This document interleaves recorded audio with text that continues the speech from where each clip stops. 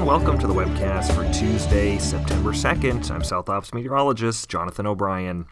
It has been a very active night and early morning of weather as thunderstorms rumble their way through the region on multiple fronts. We've seen one batch of storms straddling either side of the San Joaquin Valley, and these have been fast-moving, dry thunderstorms with a lot of lightning and very little precipitation. We also have a big cluster of storms pushing their way through the low deserts this morning. These are wetter storms, but also big lightning producers. So it is a very busy start to the day, and it's going to stay that way throughout. As we go through today, various additional rounds of thunderstorms will affect much of the region. At this point, we can say confidently that most of the San Joaquin Valley and areas westward like San Luis Obispo County and northward to the Monterey-San Benito area are in the clear on additional storms today. Anything those areas might have received has already occurred, and there won't be any more. Otherwise, though, just about everywhere else is still under the gun for additional thunderstorm potential through the rest of today and into tonight. We have added high-risk significant fire potential highlights to a few of our PSAs for today. In terms of the logic behind where the high risks are in effect, essentially we're aiming for areas that still have storms yet to come today and where storms are expected to be drier and faster moving along the fringes of the moisture. So areas west of the San Joaquin Valley have been left out since they won't see any more storms today. And for areas like the eastern and southern mountains, storms are expected to be too wet to pose a significant fire concern.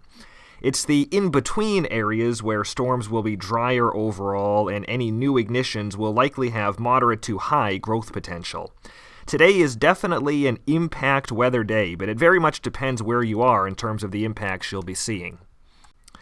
Beyond today, we will stay in an active monsoonal flow pattern for a few more days, but it still looks like storms for the rest of this week should be a lot more traditional, following the daytime heating cycle and confined mainly to the mountains and deserts of Southern California and the high terrain of the Sierra. These storms should be wet and slow-moving, although the overall moisture content is looking somewhat less than it did yesterday. Still, they will be wet storms later this week, and the areas where storms are expected to form from Wednesday onwards have also had a lot of moisture lately anyways. And so while additional new ignitions are possible, their short-term growth potential should be low. So really, today is the primary day to watch in terms of significant fire potential. Otherwise, while we are starting a cooling trend, temperatures will remain on the warm side today. Here's a look at the forecast highs.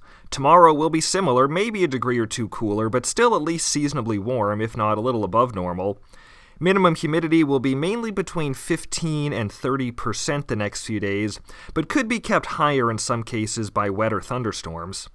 And winds will be light overall for the next few days, but strong and erratic winds can be expected in and near any thunderstorms.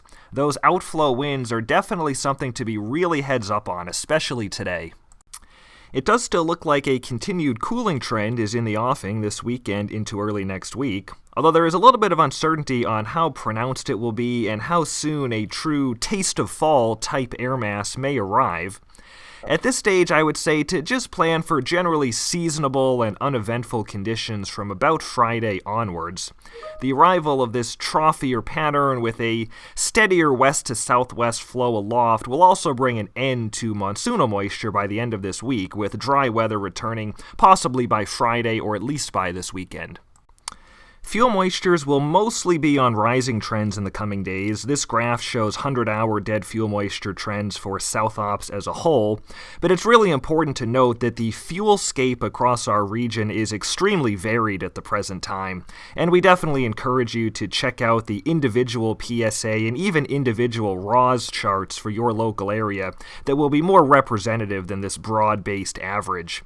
Some areas like the eastern and southern mountains have much higher fuel moisture, while areas like the western mountains and interior central coast are much drier. So to wrap up, once again, today is a high-impact weather day, and high-risk lightning highlights have been added in areas near the fringes of the moisture where thunderstorms are expected to be drier and subsequent ignitions will have the best potential for growth. Additional abundant lightning outside of the high-risk PSAs from today all the way through the next few days will also cause more new ignitions, but they should have lesser and slower growth potential since storms will be mostly wet and the air mass will remain fairly humid. Still, a high workload is likely for IA resources. Otherwise, conditions look generally seasonable from late this week into early next week, with no significant heat or high winds expected. The risk for new significant fires should become relatively low as a result, but conditions could still allow for continued active burning on existing fires, especially in mid-elevation foothill and mountain areas. That's it for today's webcast. Thanks for joining us. The next one will be on Wednesday, September 3rd.